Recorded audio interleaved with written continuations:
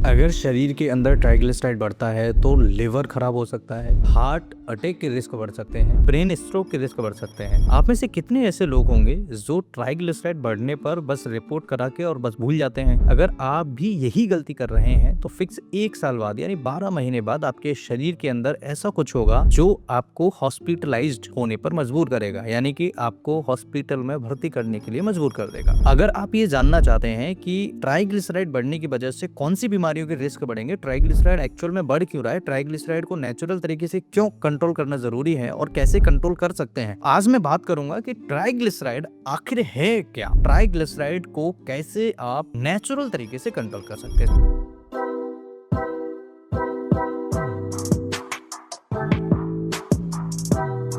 Hello everyone, my name is doctor Lokendra from Gwalior Madhya Pradesh. स्वागत करता हूं आप सभी का एक नए और इंटरेस्टिंग वीडियो में। ट्राइग्लिसराइड है क्या? सबसे पहले तो इस बात को समझिएगा, ट्राइग्लिसराइड केवल घी और तेल से नहीं बढ़ता। हमेशा ध्यान रखिए, कई बार सबसे बड़ा कारण होता है sugar, stress level, fatty liver और शरीर का बिगड़ा हुआ मेटाबॉलिज्म। और सबसे शॉकिंग बात यह है कि बहुत सारे लोग कोई भी सिम्टम्स नहीं पहचान पाते हैं और अंदर ही अंदर उनकी समस्या बढ़ती जाती है, जैसे फैटी लिवर की समस्या, हार्ट डिसीजेस की समस्या, इंसुलिन रेजिस्टेंस है, बेली फैट है, धीरे धीरे बढ़ते रहते हैं। और आज हम इन सभी चीजों को कंट्रोल करने के बारे में समझेंगे। अब ये समझते हैं कि ट्राइग्लिसराइड बढ़ता क्यों है। जब आप जरूरत से ज्यादा कैलोरीज खाते हैं, विशेषकर शुगर हुआ, रिफाइंड कार्ब्स हुआ, कोल्ड ड्रिंक्स हुआ, स्वीट्स हुए या बेकरी आइटम्स हुआ, तो ये सभी एक्स्ट्रा एनर्जी को फैट के रूप में स्टोर करने लगता है। इसी स्टोर फैट के कारण हमारा ट्राइग्लिसराइड जो होता है वो डिस्टर्ब होता है। यानी ये सिर्फ खाने का तेल नहीं है, ये बॉडी की एक्स्ट्रा एनर्जी स्टोरेज है।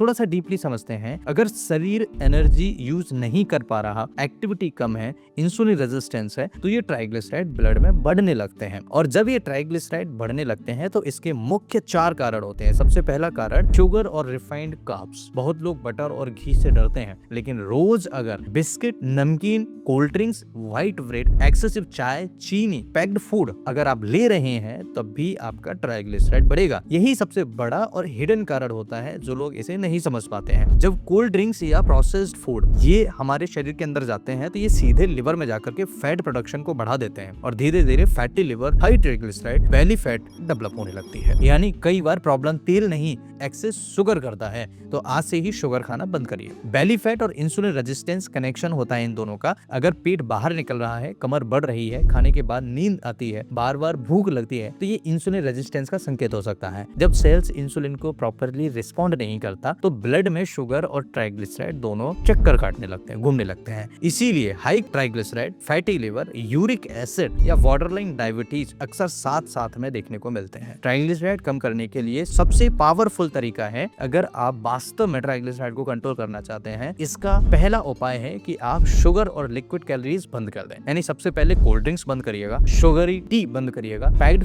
जूसेस बंद करिएगा, एक्सेस मिठाइयां बंद करिएगा। इवन मैं ये कहूंगा कि आप अगर इन्हें बंद कर दे तो सबसे बेस्ट ऑप्शन होगा। लिक्विड शुगर सबसे तेजी से ट्राइग्लिसराइड बढ़ा सकता है, ये एक कॉमन फैक्ट है। दूसरा, वॉकिंग करिए, मसल्स एक्टिविटी बढ़ाइए। खाने के बाद 10 से 15 मिनट वॉक करिए, ये यूजफुल हो सकता है। क्यों? क्योंकि मसल्स ब्लड से ग्लूकोज और फैट यूज करना शुरू कर देता है, यानी बॉडी एनर्जी बर्न करने लगती है इंस्टेड ऑफ स्टोरिंग इट। तो आप इस बात को समझ लीजिएगा, शरीर के अंदर एनर्जी स्टोर होगा तो आपके शरीर के अंदर संतुलन बिगड़ेगा, ट्राइग्लिसराइड बढ़ेंगे, कोलेस्ट्रॉल बढ़ेंगे। और जब ये बर्नआउट होगा, यानी कि इसे हम खर्च करेंगे, इसे हम जलाना स्टार्ट करेंगे, तो ये हमारे शरीर के अंदर बढ़ नहीं पाएगा। तीसरा उपाय होता है स्लीप सुधारिए। लेट नाइट स्लीपिंग, स्ट्रेस और पुअर स्लीप भी ट्राइग्लिसराइड को बढ़ा सकते हैं। अगर ये भी प्रॉपर तरीके से नहीं कर रहे हैं तो इसको भी बैलेंस करने की कोशिश करिए। कई लोग सिर्फ डाइट देखते हैं लेकिन स्लीप इग्नोर कर देते हैं। बॉडी की मेटाबॉलिक रिपेयर रात में ज्यादा एक्टिव होती है और अगर आप रात में सही से नहीं सोएंगे तो आपकी प्रॉब्लम बढ़ेगी। चौथा उपाय, बेली फैट कम करने पर फोकस करें। सिर्फ वजन नहीं, कमर का साइज इंपॉर्टेंट है। विसरल फैट यानी अंदर की फैट मेटाबॉलिक इन्फ्लेमेशन बढ़ाती है और यही ट्राइग्लिसराइड को बढ़ा देते हैं, जिससे आपका ट्राइग्लिसराइड ब्लड के अंदर बढ़ा हुआ देखने को मिलता है। और पांचवा, प्रोटीन और फाइबर इंप्रूव करें। यानी डाइट में दालें खाएं, स्प्राउट्स लें, सलाद लें, फाइबर वाली डाइट लें और हेल्दी प्रोटीन प्रोटीन लें, इंक्लूड कीजिए। इससे क्या होगा कि अगर आप फैट आपका बढ़ रहा है तो इसे आसानी से कंट्रोल कर पाएंगे। फाइबर शुगर एब्जॉर्प्शन को स्लो करता है। दूसरा, ट्राइग्लिसराइड कंट्रोल में मदद कर सकता है, इसलिए आपको फाइबर वाली चीजें ज्यादा लेना चाहिए। अब अगर ये समझे कि डेंजरस लेवल कब होता है ट्राइग्लिसराइड, अगर ट्राइग्लिसराइड बहुत ज्यादा बढ़ जाए तो सिर्फ हार्ट ही नहीं, पैनक्रियाटाइटिस होता है। ऐसे सीरियस इश्यूज कंडीशन में हमारी बॉडी पहुंच जाती है जिससे हार्ट के साथ में पैनक्रियाज भी डैमेज होना स्टार्ट हो जाती है। इसलिए रिपोर्ट को कैजुअली इग्नोर मत करिएगा। अगर लग रहा है कि रिपोर्ट्स में ट्राइग्लिसराइड बढ़ के आ रहा है तो आपको ये स्टेप जरूर फॉलो करने चाहिए। हर व्यक्ति में सिम्टम्स नहीं होते, लेकिन कई लोगों में पेट निकलना, फटीग होना, फैटी लिवर होना, हैवीनेस होना, शुगर क्रेविंग होना, लो एनर्जी होना, ये सब मेटाबॉलिक इंबैलेंस के संकेत हो सकते हैं। अगर आप भी इन सभी समस्याओं से परेशान हैं तो आप ये उपाय वीडियो में जो बताए हैं उन्हें जरूर करिए। वॉकिंग करिए, खाना पीना कंट्रोल करिएगा, डाइटरी फाइबर लीजिएगा जो आपके इन सभी समस्याओं को कंट्रोल करने में मदद करे और नेचुरल तरीके से आपके ट्राइग्लिसराइड को बैलेंस करे। तो दोस्तों,